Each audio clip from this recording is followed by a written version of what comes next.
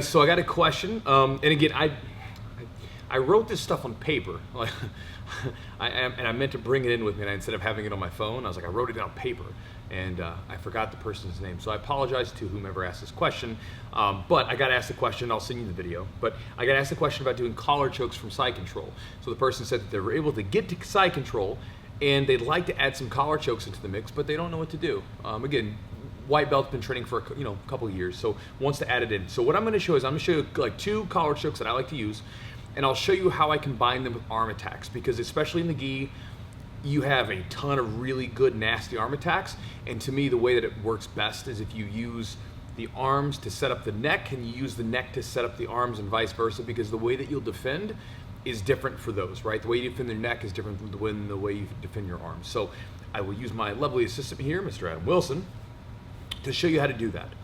So let's first off, we'll talk about the bread cutter. Super basic choke, but I'll give you some ideas to think about, some ideas to chew on. So my favorite way to set up this bread cutter is with a shotgun armbar. And again, I've got a whole series on shotgun armbars. You can look down in the links below to get to that. But again, I like to get this grip on the arm. Most of the time, if the person's not too savvy to it, I can simply walk to like north-south, and what'll end up most of the time happening is if their arm's here, it'll eventually get to a point where it's almost like it's kind of like in a key lock style position, and they'll pull that arm back.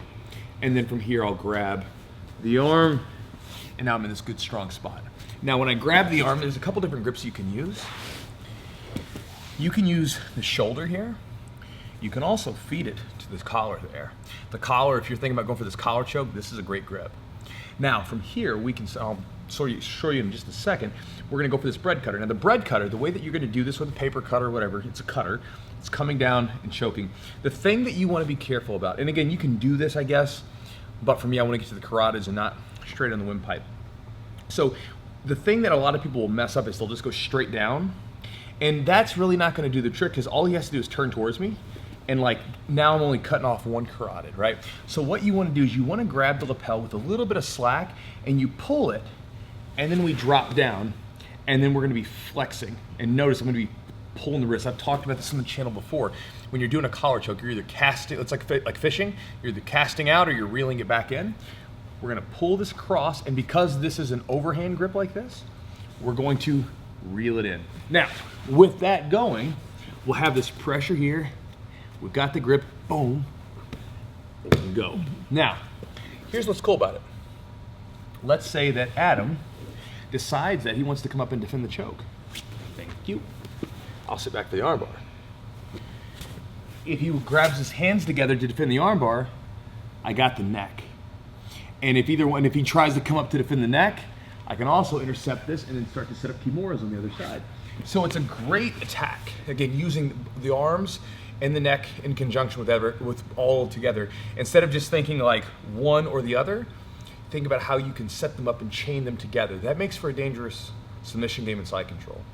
Look at it from this angle here, just so you can see how I walk around the position. So again, let's say if I want this arm in the shotgun position, I start to walk around here, and like I said, I'll drop my hip a little bit. It starts to kind of put that shoulder in a funky spot.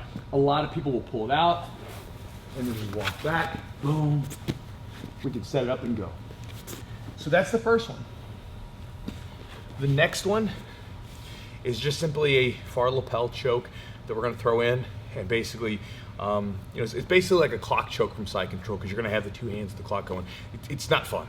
This one kind of sucks a little bit. So here's what we're gonna be doing.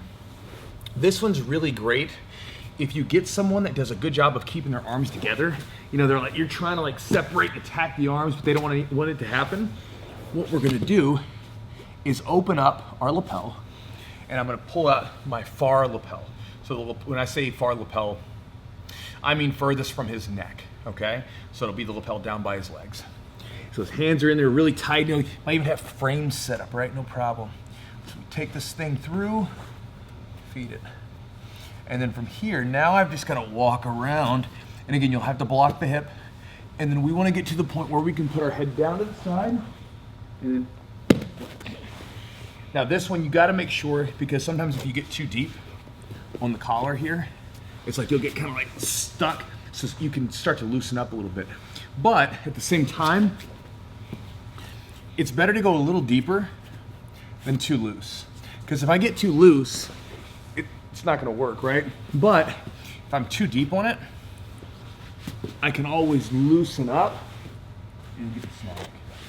And one of my old coaches, Renato Tavares, he showed me how to do this. And I think I've posted this before, but let's say you get a guy with really good frames here and whatever, one of the other, it's a tricky little thing you can do, be careful with it. You can put it in your mouth and you can put it right through there, right? So if like they're trying to push you away or whatever, you can feed it right there. You just gotta be careful. If they pull that grip out of there, let go. Now, the cool part about this is if their hands come up to defend the neck, because they're gonna start grabbing the collar or whatever, well then now what do we have? We have arms coming up and we can start to intercept them for kimuras and start to attack. So, those are two really simple collar chokes that you can use. The key to both of them, and again, this is my philosophy on most positions like mount and side control, things like that, is when you think of a choke or strangle, if we want to be technical, right? But in jiu-jitsu we call them with our chokes, right? If you want to do a choke, then you want to try to figure out how can I connect it with arm locks? How can I connect it with other stuff? Because the more threats that you can put on the table for that person to have to figure out what they want to defend and what you can attack, the easier things start to open up. And again, like I said, if they want to attack the arms, typically the arms have to come down. If you attack the neck, they have to come up to defend, which opens up the arms. And if this opens up the neck, you can kind of see how they work together really well. So just an idea to chew on as far as the chokes and also the sort of philosophy behind them. So hopefully this is useful to you. I'm finished. Adam?